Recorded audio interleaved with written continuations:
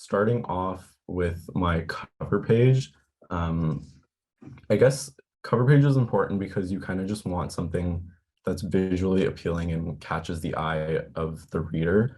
And so for me, I kind of used one of my existing projects that is in my portfolio, kind of just abstracted. Some people kind of just play with the layout. Some people use projects, whatever you find is kind of visually appealing and like catches the eye right away. Um, yeah, and then my kind of layout was that 8.5 by 11 page with the two spreads.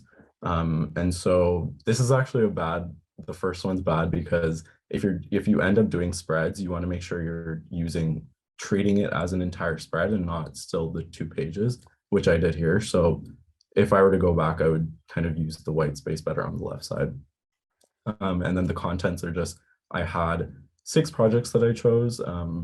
Most of them were from undergrad at the Daniels. I don't have professional experience that I included here, or I only have one kind of personal competition that I did, and then the rest are kind of undergrad projects.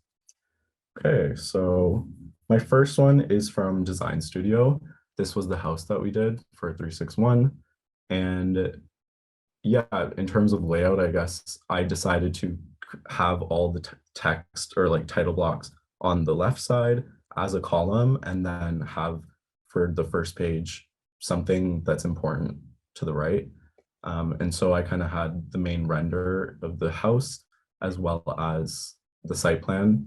And then, of course, like a very brief introduction to what the site was and what we were designing for. So for this one, yeah, I guess we also had a precedent study, which is the next page. I'll just go into that. So I decided to keep the way I guess, for like the design kids know how I hope it's the same. You have a precedent study and then you move into designing a house. And so I decided to show the precedent study as part of the process. I've also seen people kind of show this as a separate project, which is you could also do. I think if I were to apply again or have a portfolio for work, this would be a separate project. But in this case, I kind of included it in the project. So this is kind of just part one. I looked at Casa Malaparte and the kind of conditions that it's on, the way it's kind of nestled in the landscape. And so the right side is this collage that I did to show the concepts of it. And then the left is the model. And everything's also just kind of the captions I decided all to keep in small areas or corners of the page where you can kind of go on the left is this, on the right is this. And the model photos I kind of redid a lot of for the kind of application specifically. Yeah, just make sure when you're taking model photos, they're like somewhat good quality. You can go into Photoshop and post edit them so that the kind of backgrounds are all clean, and then you're not getting any corner weird stuff. So, and the lighting is good. Lighting is very important for model photos. And yeah, so then I went into this housing project, and I guess for the layout, I did similar to, I guess, what Zuna and Zen mentioned. If we go to the kind of contents, the way I laid it out was my strongest project in the beginning, or second strongest, I think, and then kind of the middle projects were the ones I also wanted to show but weren't as strong, and then kind of ending with my strongest project, or the one I thought was the strongest. And so I would also recommend going to, like, definitely showing your portfolio to your friends, getting them proofread, going to professors. Zen mentioned he kind of went to the ones that he asked for references, and professors are really helpful. Or if you have events for like portfolio reviews, go to the professors and kind of run through it with them. I specifically met with Roberto, if any of you know him, and he was really helpful in saying that your portfolio should really have this kind of design narrative that you're kind of working with. Obviously, it's hard to do when you're kind of crunched for time for grad apps and everything. It could be more intentional, but I try my best to kind of have that my intentions that I mentioned in my personal statement align with the kind of things I was showing here. So, for example, my personal statement really said how I was really interested in kind of the social and equitable kind of injustice happening in architecture, especially because I was kind of working I was applying in that kind of 2020 time, and that's still something I'm carrying into my research. Um, and so just the kind of text that you're incorporating in your portfolio should also reflect your personal letter of intent and how every basically like your whole application package should be connected so that you're kind of telling the same story throughout, right? Um, so yeah, I guess I'll keep going. This one, so for the house, I did end up kind of reworking a lot of stuff. For the presentation of my 361, I had like maybe 2 or 3 drawings, and I had this model, but I kind of reworked a lot of the drawings to add more process work. As Zuna mentioned, that's really important to kind of show the steps that you're taking to consider the design. And I thought I really wanted to show this because obviously when you're not presenting this work as a crit, I guess in undergrad we don't really think about showing the process in our drawings because we're just kind of explaining our process as we speak. But when you're kind of presenting it in this format, you want to definitely everything should speak for itself, right? You want to explain things very cohesively, and they should be able to look at your drawings and understand what exactly is going on. And so yeah, there's these kind of design steps that I took to get to the final stage, and then the sectional model as well as an exploded axonometric. And then here's some inspo from Zuna. Definitely took this page and kind of I loved the having the plans laid out like this as well as the elevation in one spread, and just showing this it's more about the aesthetic of the layout and the use of the white space to really show what is on the spread, right? So you definitely don't want to overpack the spreads. Yeah, and then I guess we'll move on to the second project. So this was Nicholas Hoban's Arc 280. So same kind of layout. I had the existing column for the text, a kind of image here, the captions, and then a render. And then a spread where I kind of showed the towers and the tower studies, and then the kind of 3D print.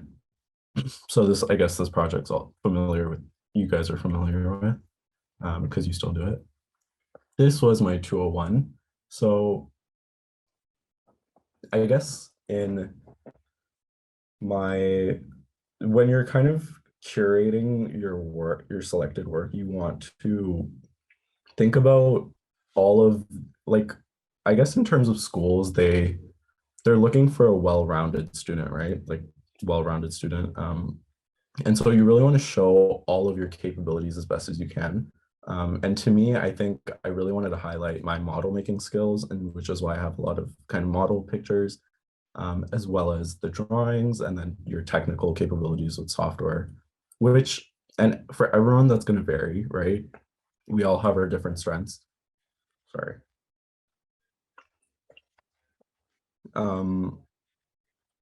And you just want to like highlight your strengths basically. So same idea here. I kind of highlighted, I definitely did not have any of these drawings for 201. Went back in, took different model photos, and then redid it. And this is just one spread because it's kind of a smaller project.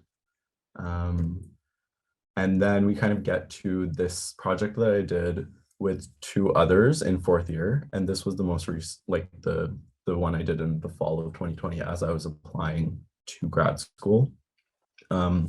Same case as Zuna, so very similar. I actually didn't do thesis, and that was my kind of, it helped schedule the portfolio into that semester because I didn't have a dedicated studio that I was focusing on. And so this was the kind of major course that was taking up most of the time. And also this project was really interesting for me because this is lazy computing. If some of you have, I'm not sure if that it's still the same, but basically the second project was like making a point cloud out of scanning a space. Sorry, my throat is so dry right now.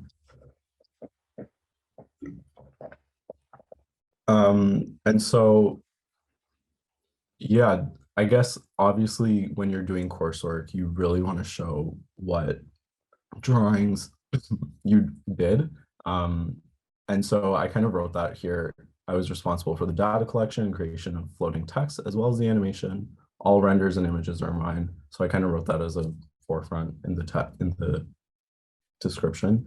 And then having like all of these kind of images as well as the breakdown. This is a little text heavy because this project was kind of hard to explain because it was so conceptual. But definitely, yeah, just try to be very distinct or very short with how much text you kind of have and what you're showing. And then on top of that, you can kind of really play with the sizing of your spreads. When you have a spread, you can, how big are you putting the drawings? And how, like, for example, if you have a really important slide, you can just size it to the entire spread so that it takes up the entire spread, right? And that was the kind of end of the project. I thought this one was really great because it kind of, it was at a time where you don't usually, this is very non-traditional in terms of it also showed my capabilities for a technological aspect where as in the design stream, we don't really focus on that. And so the point cloud was a really great opportunity for me to kind of show a variation of my skills. And then this was kind of just like a personal project that I did. Same kind of comment. It's really up to you whether you think having a project like a competition you do is important.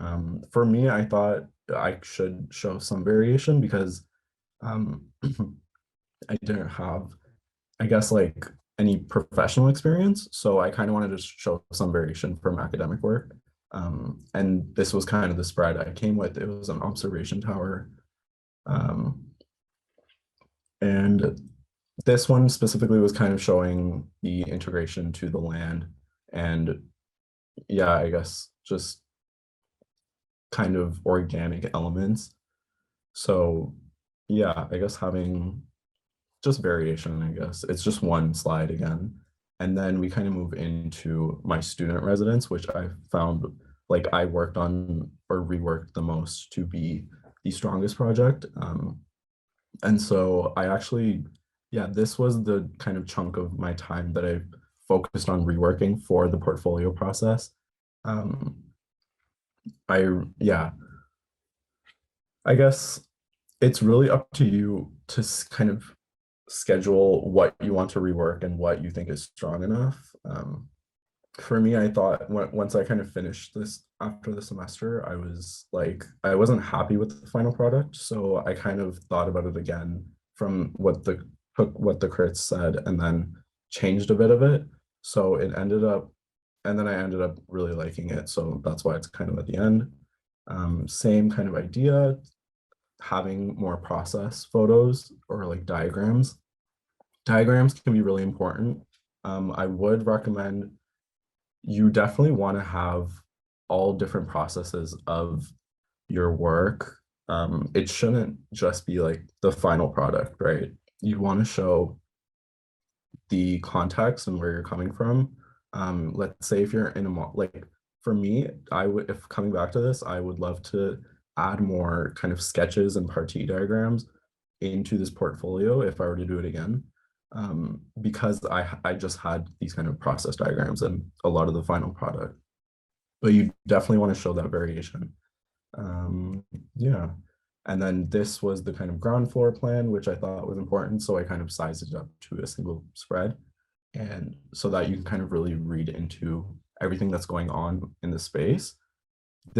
I basically designed a courtyard building, and there's a lot of kind of mixed use programming happening. So I thought it was interesting to show the ground plan as one spread. And then here's the kind of programming. This, I cringe at the color palette, but yeah, I would change this. Obviously, the use of color it can be important, and you should really kind of thoughtfully consider it when you're using it, to highlight whatever specific ideas you're using. Yeah, and then I kind of finished off with a sectional perspective, um, which was really fun to make. And yeah, I don't know much to say about this. Obviously, it's a very important drawing, so I put it as an entire spread, kind of just giving that final like influence for your final, yeah, feeling for the reader of who, like, your strengths and capabilities. And then I kind of finished with the thank you. So yeah, that was my portfolio.